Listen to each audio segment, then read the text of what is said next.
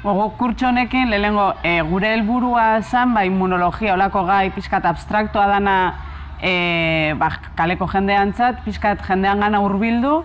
Lehenengo egunean immunologia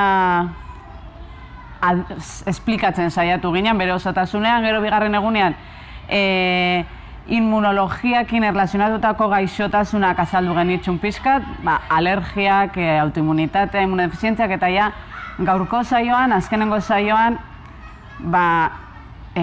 sistema immunean oinarritzen diran terapia desberdinak azaldu nahi izan dugu. Eta ni konkretuki gaur hitz egin dut bakunak eta antikuerpo terapeutikoen inguruan. Eta hor bai da gai nahiko, debate handia sortzen da bena gizartean, batez ere bakunak, eta nik transmititu nahi izan duten mezua da bakuna bat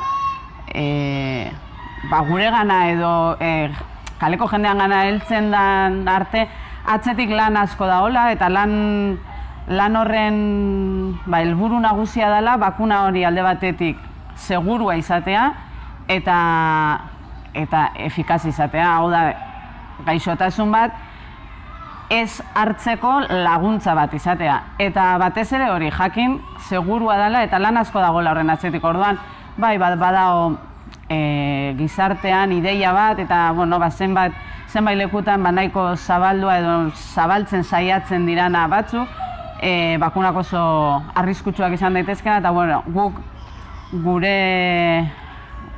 gure jakintzan oinarrituta eta zabaldu nahiko genukena da ezetz. Osea, gehienak direla oso seguruak, askotan nik uste dute arriskutsuagoa izan leikela antibiotiko xume bat txarto erabiltzea, eta horri ezaia hainbeste garrantzia ematen igual bakunak eta batez ere egutegian, kalendario bakunal horietan dauzen bakunak hartzea baino.